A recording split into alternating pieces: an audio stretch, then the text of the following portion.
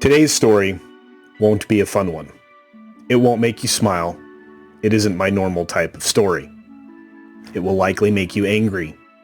It will inspire you to take action. I hope that it does.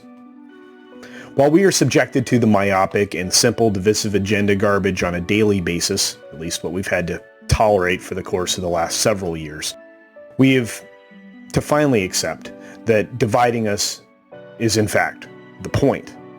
If we collectively looked at what is being used to divide, we would recognize that it's beyond one's individual control. We could see the language being used as becoming so meaningless that new words and framing techniques are being employed regularly. What is this in support of, and why? Today we will talk about one small piece of that puzzle: corporate indenturement, otherwise known as slave labor or human trafficking.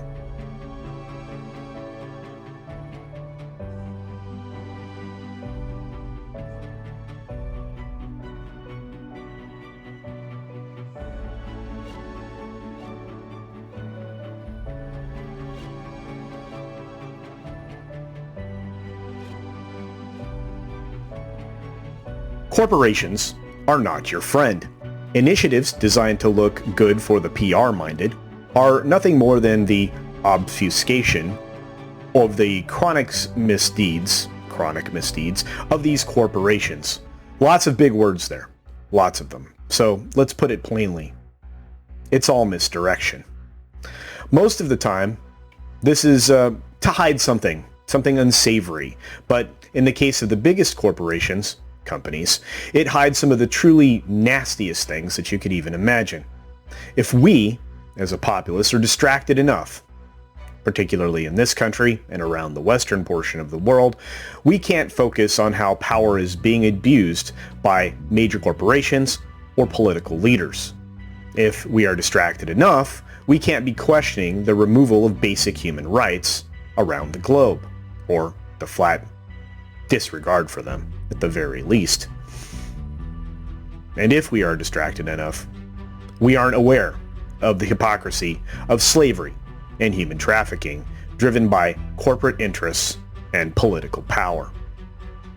Around the world, in over 160 countries, slavery is alive and well. Much of this slavery is based on economic disparity, racism, and religion. So when China or another country rises to speak against the United States or any other Western world country, ignore them.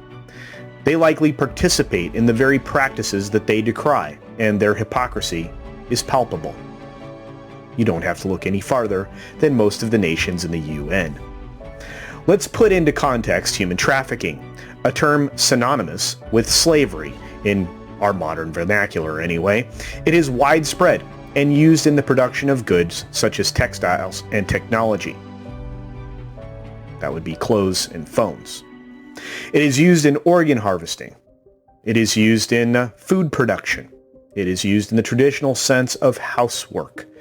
And then there is an incredibly offensive, disgusting practice that is prevalent in many countries around the world: forced sexual exploitation. In 2020, the verified numbers of slaves around the world totaled 46 million. And honestly, that's just a drop in the bucket, because the estimated total is much, much higher.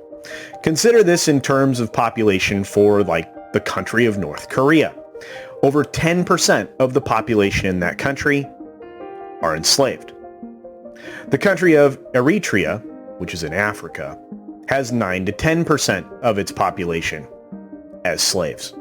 In Afghanistan, it's over 2% of the population, and many other Middle East countries still have the practice as well.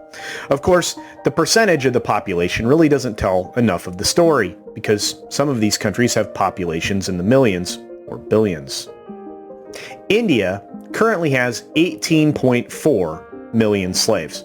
They are engaged in every form of slavery across the entire spectrum, from child labor, forced child labor that is, to militia service. China, which is consistently underreported, by the way, as far as the number of slaves, have at least 3.4 million that can be verified. That's a lot of people. The numbers are absolutely disgusting, and if anyone tells you we should be more like any of these 160 plus countries that still have these practices, you should remind them of the facts. But that really isn't what I even wanted to draw your attention to today. I want you to look at corporate America and their practices when it comes to these countries and human trafficking. Let's start with some huge international brands. Huge global companies that not only use goods created with slave labor, but actually work to undermine slave labor elimination efforts. Don't believe me? Apple, Nike, and Coca-Cola lobby to preserve slavery. Let's take a look at the article. Major American corporations are flexing their Washington influence to fight legislation that is reeling towards the president's desk that curbs their ability to profit off of Chinese slave labor. According to the New York Times on Sunday, this is going back a bit, guys, into November, Nike, Coca-Cola, and Apple have deployed their teams of lobbyists to push back on a bill prohibiting product imports manufactured in China using slave labor. The bill, the Uyghur Forced Labor Prevention Act, passed overwhelmingly in the House with bipartisan support, believe it or not, 406 to 3. It's expected to be signed by the now former President Donald Trump or by President Biden next year if approved by the Senate. Company lobbyists, the Times have reported, based on discussions with congressional staff and lobbying records based on those discussions, have been working Capitol Hill to weaken the legislation, arguing that if passed, it could put excessive stress on supply chains. Oh no. Targeted provisions include mandates to prove at customs level, products were made without forced labor, and public disclosure requirements documenting ties with Xinjiang, where millions of Uyghur Muslims have been subjected to religious persecution, including slavery. I could read on, but it's terribly frustrating. And as you can see, Tim Cook of Apple has been on the record saying that he would absolutely support the elimination of slave labor. But Congressman Ken Buck, who was in Colorado, basically calls him out in this tweet here. Each company has maintained that their products are free from Chinese slave labor. I wonder how.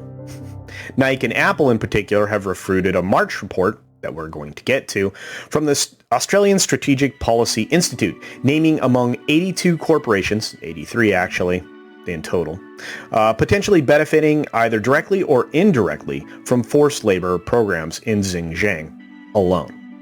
And we're not even talking about India, guys. In fact, the study that I just referenced, the study linking these 83 international companies to slavery, emerges. Let's take a look at that article. A report published Sunday by Australian think tank revealed that as many as 83 internationally known brands, including Nike, BMW, Apple, Sony, Google, Lacoste, and Nintendo, have active ties to factories where there is significant evidence that suggests the Communist Party has shipped Uyghur Muslims to engage in forced labor.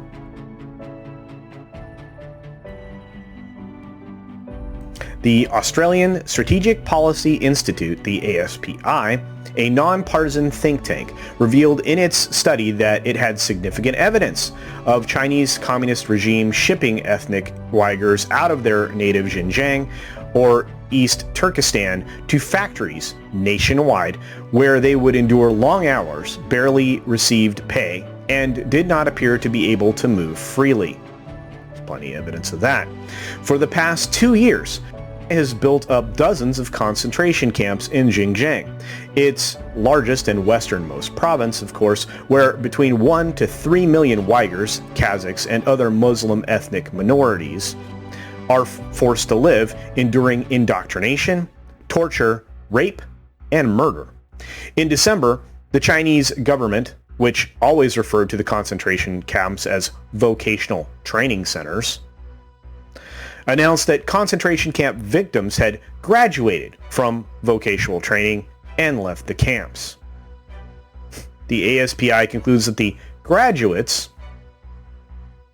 were shipped to factories nationwide against their will to endure arduous labor manufacturing products for software companies, car parts, shoes, and other items.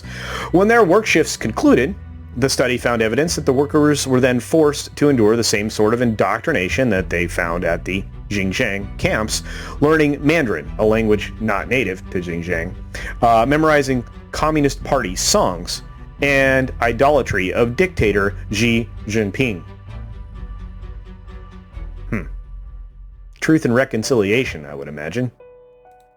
Anyway, when you're being lectured by any of these companies, and believe me, there are many, many more stories. I have tons and tons of these articles, and I really didn't want to make an hours-long video. So, again, when you're being lectured by any of these companies, corporations, or the countries where these practices are alive and well, remember how that they're producing their goods, where their raw materials come from, how they're being gathered, and everything that goes along with them. Because their words truly do ring hollow to all but the uninformed. So, let's inform them. Tell them that they're not truly woke if they are not calling out these practices, because there's no room for that in that kind of ideology. Of course, there's no room for that anywhere, but, use it against them. Write your senators, write your representatives, tell them to actually practice what they are so demeaningly preaching, because they really aren't. Making noise around this is the only way to shake awake those who are ignorant or want to suppress the truth. And believe me, there's a lot of those. Stopping human trafficking and slavery in all of its forms is actually a real virtue, and one that we should all be practicing. So please support these efforts in any way that you can, whenever you can. In fact, on February 10th, just 2 days from the release of this video, I would like you, and of course I will be joining you, in support of the charitable efforts of Drunk 3PO on his channel at 7 p.m. Eastern Standard Time. This will contribute to the cause to fight human trafficking, and quite worthy one at that. We need to fight for one race, the human race, and in this case, we need to fight for the rights, the freedom for those who are enslaved. I didn't really want to make such a downer of a video, but this is a cause that I truly believe in. So I thank you for your time. And I thank you for your support.